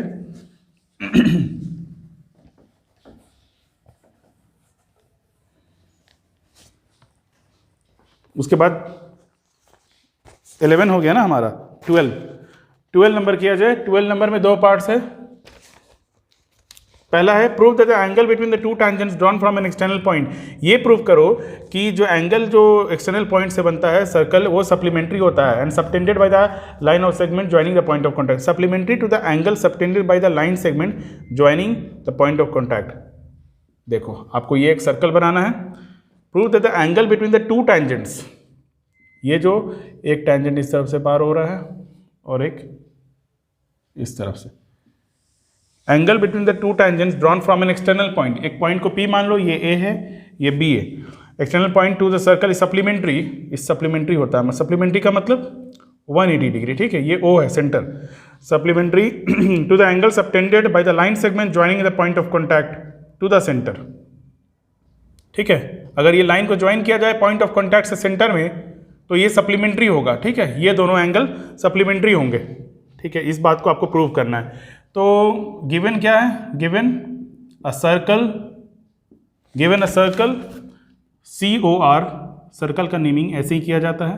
ठीक है, एक सर्कल है हमारे पास, where PA and PB are tangents, जहां 2 टेंजेंट्स हमें दिया है, where PA and PB are tangents, PB are 2 tangents. ठीक है, यहां से लिखता हूं आर 2 टेंजेंट्स। ठीक है, और O इज द सेंटर, ये तो इससे पता चल ही जा रहा है। तो हम लोग को प्रूफ क्या करना है, टू प्रूव एंगल AOB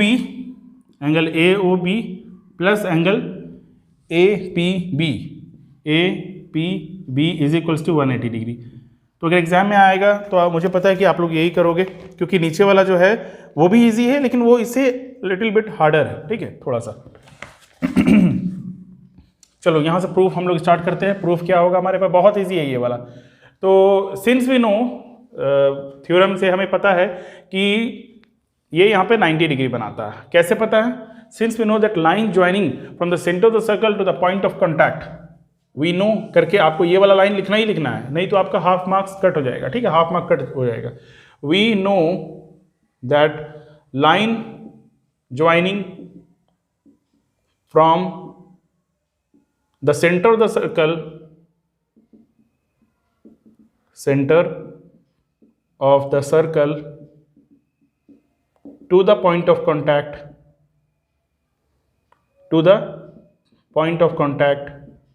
मतलब ये वाला A और B, point of contact is tangent to the circle, is perpendicular to the tangent, ठीक है, is perpendicular, इसको भी पूरा लिख लो, is perpendicular to the tangent, ये टेंजेंट के ऊपर परपेंडिकुलर होता है, ठीक है। तो देयरफॉर हम लोग बोल सकते हैं कि O A is tangent to A P and therefore O is perpendicular to, हमने क्या बोला, परपेंडिकुलर, अच्छा, O A is perpendicular to A P and O B is perpendicular to P B. P B बोलो या B P, एक ही बात है, ठीक है, पी बी। तो इस वाले से ये परपेंडिकुलर है, इस वाले से ये परपेंडिकुलर है। तो अगर since A P B O is a quadrilateral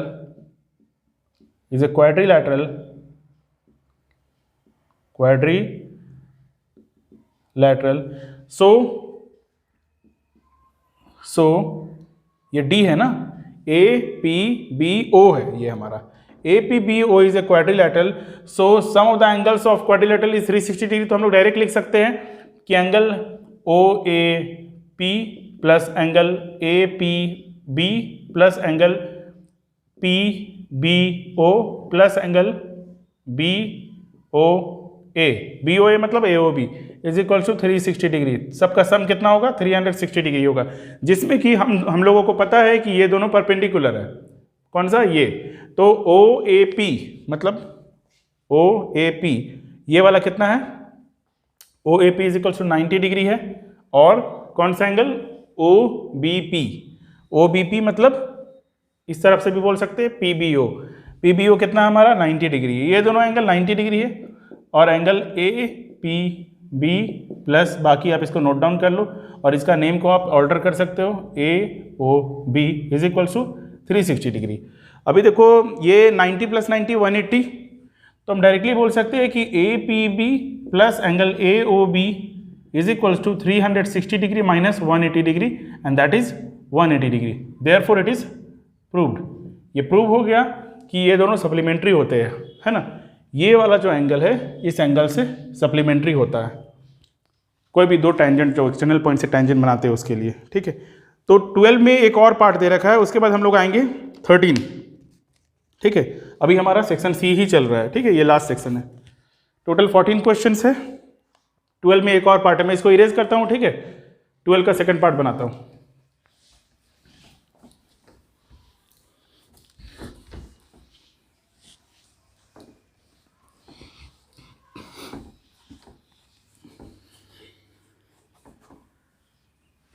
twelve का सेकंड पार्ट, 12 नंबर रहने देता हूं। 12 का सेकंड पार्ट है कि two tangents TP and TQ are drawn to a circle. एक सर्कल है जिसमें TP और TQ, देखो दोनों में कॉमन लेटर क्या है? T है, तो T is an external point, okay. TP and TQ, तो ये लाइन आप स्ट्रेट कर लेना, ठीक है। T कॉमन पॉइंट है, TP और TQ are drawn from circle with centre O। Centre मान लिया मैंने O है, ठीक है। तो इसको डायरेक्ट लाइन ले लिया जाए, कंस्ट्रक्टेड नहीं, ये डायरेक्ट लाइन है। और यहाँ से बोला गया है, आपको डायग्राम दे रखा है, ठीक है, दोनों में से कोई एक ही लो, दोनों लेना जरूरी नहीं है, दोनों ले भी लेंगे तो कोई दिक्कत भी नहीं है। तो O from an external point T। अब नाउ हम लोग को देखो इसमें गिवन क्या क्या, पहले मैं गिवन लिख दे रहा हूँ। तो इसमें गिवन है हमारा कि सर्कल विद, पहले तो सर्कल का नाम लिखना होगा, अ सर्कल COR, है ना, रेडियस जिसका R है और वो सेंटर ओरिजिन जो है वो उसका O है, ठीक है। विथ टू टेंजेंट्स, जिसमें दो टेंजेंट्स दे रखा है हमें, to tangents TP and TQ ये है, ठीक है। और बाकी कुछ चीज़ हमें क्वेश्चन में नहीं दिया है, बाकी हमें खुद से प्रूव करना है। प्रूव क्या करना है? To prove angle PTQ is equals to twice of angle OPQ, ठीक है। अब चलो हम लोग यहां से प्रूव करते हैं। तो हमारे पास प्रूफ क्या क्या है? पहला बात कि देखो, पहली बात कि ये दोनों रेडियस, अगर हम इसको यहां से ज्वाइन कर दे तो ये दोनों रेडियस है, और सबसे पहली बात कि दोनों टैंजेंट्स इक्वल होते हैं, ठीक है। आप उस तरफ से बता सकते हो कि ये दोनों एंगल जो होंगे वो इक्वल होंगे, वो सबसे पहली बात ले लो कि सिंस वी नो दैट, हम लोगों को पता है ये बात कि we know that tangents drawn from an external point are equal, ठीक है। We know that tangents drawn from external point are equal, ठीक है, ये इक्वल होते हैं। therefore TP is equals to TQ, and in this triangle angle TPQ is equals to angle TQP, ये दोनों angle equal हो गए, ठीक है। और हमें जो प्रूव करना है उसके लिए एक और बात हमें पता है कि ये वाला 90 डिग्री होता है पॉइंट ऑफ कॉन्टैक्ट से, है ना। तो वो वाला थ्योरम से हम लिख सकते हैं, वी नो, जो इससे पहले वाले क्वेश्चन मैंने लिखा, we know that radius is perpendicular, direct आप लिख सकते हो, line drawn from the centre of the circle is perpendicular to the tangent, ठीक है। Line drawn from the centre of circle,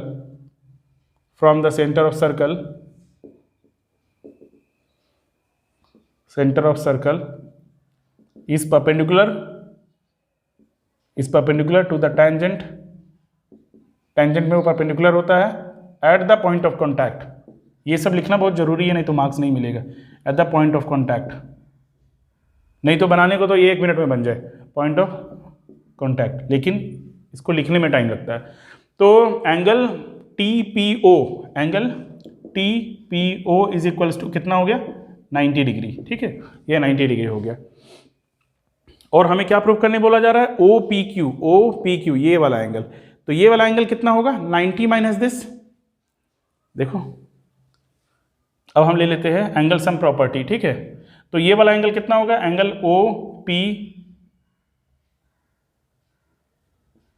angle TPQ is equals to 90, angle TPQ is equals to TPO minus OPQ, सही है ना।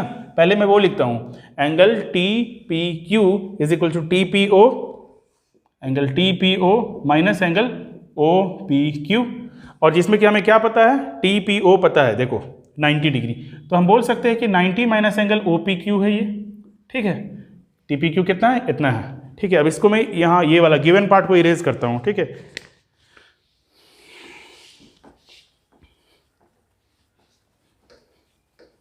और मैं फिर से कहीं ऊपर में छोटा सा लिख लेता हूँ कि हमें प्रूफ क्या करना है। हमें प्रूफ करना है angle PTQ is equal to twice of angle OPQ, ये वाला चीज़ हमें प्रूफ करना है, ठीक है। तो वहाँ से हमें पता चला कि TPQ कितना होगा। अब एंगल सम प्रॉपर्टी ले लेते हैं in triangle TPQ, angle TPQ, ये वाला angle TPQ plus angle PQT plus angle PTQ, देखो, ठीक है, अलग अलग है तीनों, is equals to 180 degree by angle sum property, ठीक है, एंगल सम प्रॉपर्टी। अभी देखो TPQ और PTQ, मतलब TPQ और PQT, ये दोनों तो एंगल बराबर है, यहाँ हमने डिस्कस कर लिया, ये TPQ और TQP, यही है TQP, ठीक है, बस लेटर्स इधर उधर है, एंगल सेम है। तो हम बोल सकते हैं कि this is twice of angle, this is twice of angle TPQ, ठीक है, ये ट्वाइस है, plus angle PTQ is equal to 180 degree. और ये कितना है, ये अभी हमने निकाला 90 डिग्री माइनस ट्वाइस ऑफ, यहाँ लिख लो, और TPQ के अंदर वो वाला लिख लो, 90 डिग्री माइनस एंगल OPQ, ठीक है। और हमें देखो क्या क्या लाना है, PTQ लाना है और OPQ लाना है, PTQ बच गया, OPQ बच गया, आ गया आंसर, ठीक है। Angle PTQ is equal to 180 degree. अभी आगे बनाने के लिए इस तरफ इरेज करता हूँ, देखो ये पहला वाला लाइन में इरेज कर रहा हूँ, आप वापस जाके देख लेना पैक करके, ठीक है। तो 90 टू ज़ा 180, ये 180 डिग्री हो गया, minus twice of angle OPQ plus angle PTQ is equals to 180 degree. अभी ये 180 डिग्री जब इस तरफ आएगा तो देखो एंगल PTQ, इसको बस यहाँ रहने दो, पॉजिटिव में है, बाकी 180 डिग्री, और ये माइनस 180 डिग्री, और ये plus twice of angle OPQ। तो देखो ये इससे कैंसिल हो गया, therefore angle PTQ is equal to twice of angle OPQ, proved, ठीक है, हेंस प्रूव्ड। तो इसके साथ हमारा 12th नंबर का दोनों क्वेश्चन क्लियर हो गया। अब आता है 13 नंबर। 13 नंबर क्वेश्चन कुछ केस स्टडी है, ओके। 13 नंबर क्वेश्चन के अंदर दो क्वेश्चन है जो दोनों केस स्टडी के ऊपर बेस्ड है, और 14 नंबर भी केस स्टडी के बेस्ड है। तो दो क्वेश्चन है हमारा 13 और 14। तो केस स्टडी के लिए मैं आपको क्वेश्चन ऐसा करता हूँ, अवेलेबल करवा देता हूँ यहाँ पे। क्वेश्चन तो मैं डाल ही दे रहा हूँ डिस्क्रिप्शन में, लेकिन फिर भी आपको यहाँ अवेलेबल करवा देता हूँ ताकि आप देख के साथ साथ समझ सको।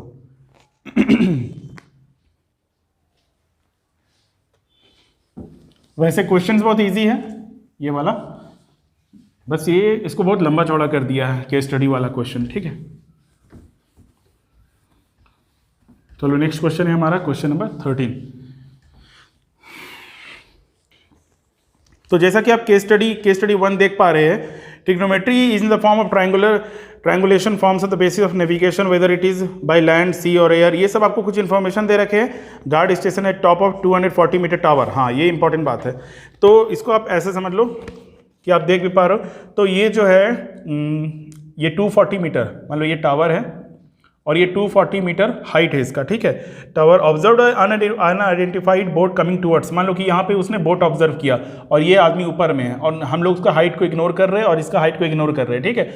हम लोग को जो बोला जा रहा है बस वो करना है। तो ये मान लो ABC एक ट्राइंगल है और ये टावर 90 डिग्री पे है ना, स्टैंड है, टावर 90 डिग्री पे खड़ा है और 240 मीटर हाइट है। Clinometer, in clinometer is an instrument जहां से वो देख रहा है। Guard use the clinometer to measure the angle of depression of boat coming towards the light and light house. जो लाइट हाउस के पास आ रही है ये बोट, यहाँ पे उसने ऑब्जर्व किया और एंगल ऑफ डिप्रेशन कितना बना 30 डिग्री। तो एंगल ऑफ डिप्रेशन हमेशा याद रखना कि इस तरफ बनता है ना कि ये वाला। ये 30 आप बना दोगे तो ये 60 हो जाएगा, क्योंकि ये दोनों तो एक दूसरे के लिए क्या कॉम्प्लीमेंट्री है। तो अगर आप ये 30 बना दोगे तो ये 60 हो जाएगा। तो आपको डिप्रेशन को समझना है कि ये एंगल ऑफ डिप्रेशन है 30 डिग्री। अब by alternate interior angles, if this is 30 degree then this will also be 30 degree, ठीक है। नाउ इन ट्राइंगल एंगल आप इसको लिख लो, जैसे कि कोई एक पॉइंट मान लेता हूँ मैं यहाँ पे D मान लेता हूँ, ठीक है। तो since DC is parallel to AB, तो by alternate interior angle DCA is equals to angle CAB is equals to 30 degree, ठीक है। ये वाला क्लियर हो गया। अब इन ट्राइंगल CAB या ABC, ठीक है। तो आपको निकालना क्या है, पहला क्वेश्चन है make the labelled figure on the basis of the given information, calculate the distance of the boat from the foot of the observation. तो आपको निकालना ये है AB, ठीक है, ये निकालना है हमें। तो इसको मैं AB ही लिखता हूँ, ठीक है। और देखो हमें परपेंडिकुलर दे रखा है, बेस निकालना मतलब tan का इस्तेमाल करेंगे, tan का यूज करेंगे। tan 30 degree is equals to BC by AB, okay, BC by AB। तो tan 30 मतलब 1/√3, 1/√3 इज इक्वल्स टू BC कितना है हमारा 240 बाई AB। तो AB कितना आ गया, AB इज इक्वल्स टू 240√3, 240√3। और ये किस में था, मीटर या सेंटीमीटर? मीटर में होना चाहिए, मीटर, ठीक है, 240 मीटर। तो यहाँ तक हमारा पहला आंसर आ गया, ये था हमारा पहला आंसर। मैंने कहा था कि बहुत इजी है।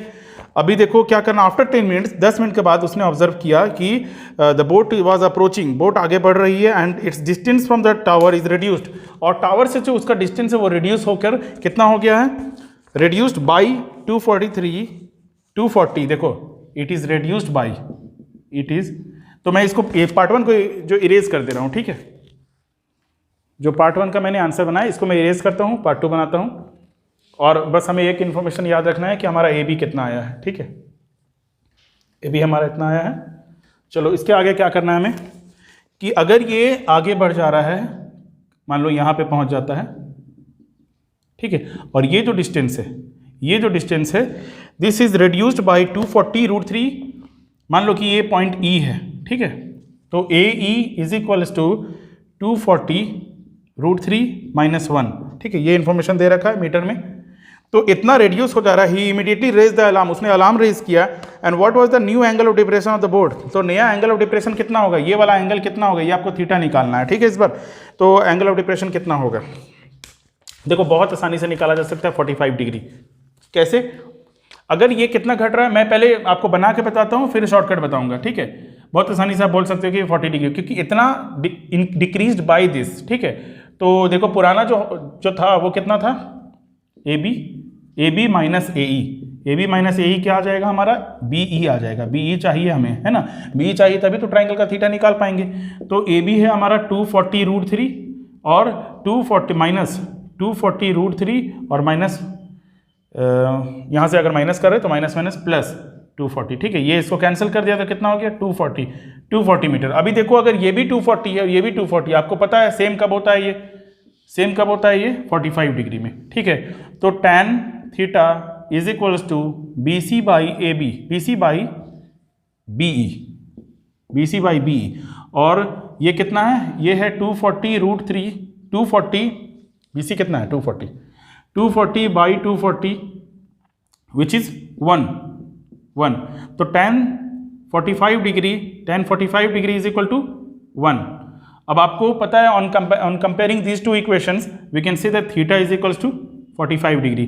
तो 10 मिनट के बाद जो डिग्री हो गई है वो 10 मिनट का कोई यूज़ नहीं है यहाँ पे, ठीक है, 10 मिनट का कोई भी यूज़ नहीं है। तो 10 मिनट के बाद जो डिग्री हो गई है वो कितनी हो गई है, एंगल ऑफ डिप्रेशन वो कितना हो गया 45 डिग्री पे हो गया, ये वाला, ये 30 डिग्री बढ़ के यहाँ से यहाँ तक 45 डिग्री हो गया, ठीक है। चलो ये हमारा केस 1 हो गया, ये हमारा केस 1 हो गया। केस 2 किया जाए, केस 2 है 14th नंबर, ओके, इरेज करता हूं। तो क्वेश्चंस छोटे छोटे हैं, कोई दिक्कत वाली बात नहीं है, मतलब क्वेश्चन बहुत लेंदी है लेकिन सॉल्यूशन छोटा है, तो आसानी से बना सकते हो अगर कंसेप्ट क्लियर है तो दो ये 4 मार्क्स के हो गए ना। मैंने कहा था कि जो आपका सेक्शन सी होगा वो 4 का होगा, 3 क्वेश्चन, 4 3 जा 4 क्वेश्चन, 4 4 जा 16 होगा, है ना। तो 11 12 हमने बनाया, ये 13 बन गया, लास्ट क्वेश्चन है 14 नंबर, और इसमें कोई ऑप्शन नहीं है, ठीक है। तो देखो ये मैं अवेलेबल करवा दे रहा हूँ आपको यहाँ पे क्वेश्चन केस 2, केस स्टडी 2। तो देखो इसमें क्या बोला जा रहा है, pushups are fast and effective exercise for building strength and these are helpful in almost all the sports including athletics. ये सब हम लोग का काम का बात नहीं है। Nitesh want to participate in the pushup challenge, he can currently make, अभी वो 3000 पुशअप्स बना पा रहा है इन 1 आवर, 1 घंटे में, but he want to achieve target of 3900 pushups in 1 hour. 1 घंटे में वो चाहता है कि 3900 हो जाए, उसके लिए उसको प्रैक्टिस करना होगा और 5 more pushups in 1 hour. He is able to make 5 more pushups, हर घंटे वो प्रैक्टिस करने के बाद 5 मोर पुशअप्स हो पा रहा है उससे, ठीक है। तो as compare to the previous day, पहले वाले दिन से, मतलब आज उसने जितना पुशअप किया कल वो 5 ज़्यादा करेगा 1 घंटे में, फिर अगले दिन 5 ज़्यादा करेगा। तो ये एक एपी बना रहा है, ठीक है, ये अर्थमेटिक प्रोग्रेशन बना रहा है ये। If on first day he practice, first day of practice he makes 3000 pushups, अगर पहले दिन उसका जो बन रहा है, तो अगर हम लोग इसको एपी के तौर पे देखते हैं तो पहले दिन उसका 3000 बन रहा है, दूसरे दिन 3005, तीसरे दिन 3010, ठीक है, ये 3010 और फिर 3015, इस तरह से चलते चलते उसको कहाँ तक जाना है, उसका टारगेट है 3900, ठीक है।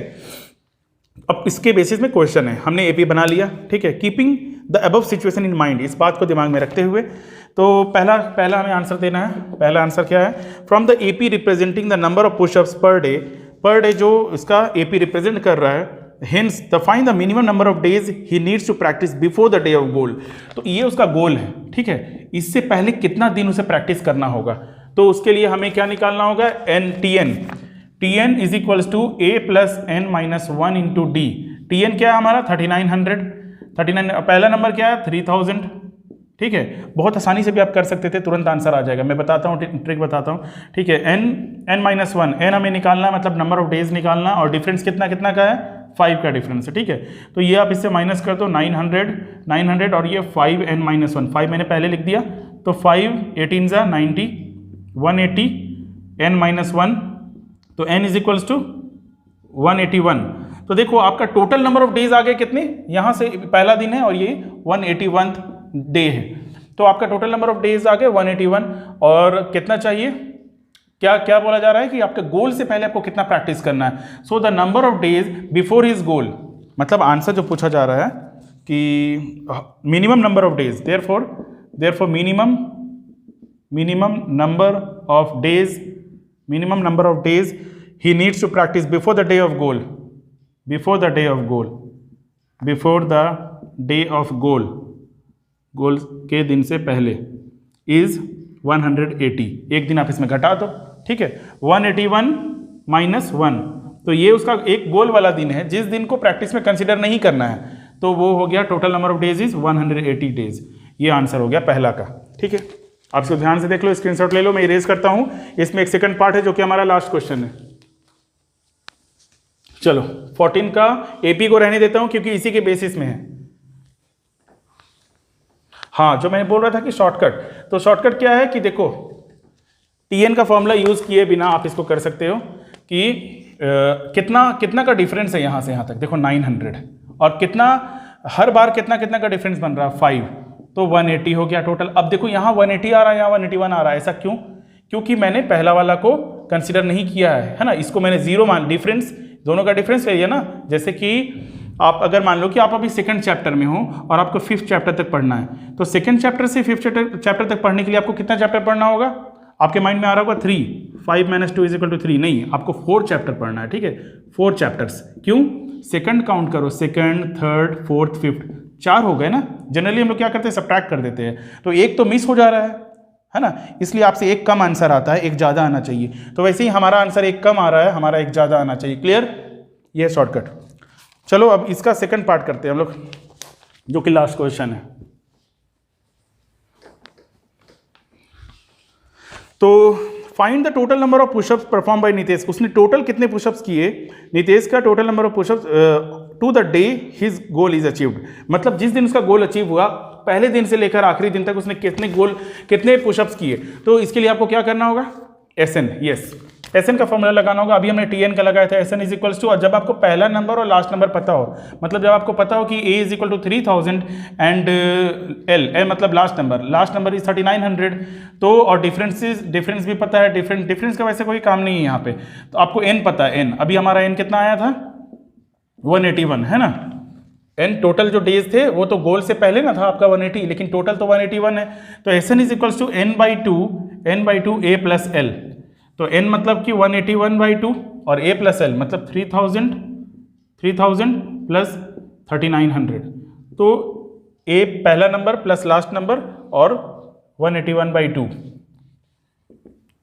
इसको आप एवरेज से भी समझ सकते हैं। Average into number of observations is equals to sum total, ठीक है। जब एवरेज पढ़ाऊंगा तब ये करूंगा। अभी आप देखो 181/2 इंटू ये कितने हो गए? 6900, ठीक है। 6900 2 से डिवाइड कर लो, कितना हो गया? 2 3 = 6, 2 4 = 8, 2 5 = 10। अब इसको आपको मल्टीप्लाई करना होगा, 345 इंटू 181, ठीक है। यहाँ पे मैं करता हूँ 3 रफ में, 345 इंटू 181, ठीक है। ये 345 और यहाँ हो गया 8 5 = 40, 36, 27 और फिर 345। तो कितने हो गए टोटल? 5 4 9 + 5 14, 1 कैरी, और ये 11 12 1 carry, 6 6 2 4 4 5। So this is the number of pushups he had done till the till जिस दिन वो उसने गोल अचीव किया, till the day he achieved his goal. तो 624,450 is the number of pushups he had done. इतने pushups किए, है ना, ये जीरो लगा दो, ये वाला लास्ट वाला, तो इतने पुशअप्स किए उसने पहला दिन से लेकर आखिरी दिन तक, मतलब सबको हमने सम टोटल निकाल दिया। तो इसके साथ हमारा जो सैम्पल पेपर का सारा क्वेश्चन कंप्लीट होता है। और मैं इसके बाद क्या करता हूँ कि जो भी चैप्टर टर्म 2 में आने वाले हैं, हर चैप्टर के मतलब इंपॉर्टेंट क्वेश्चंस लेकर आपके सामने आता हूँ वीडियो बनाकर, ठीक है। Okay, thank you, thanks for watching.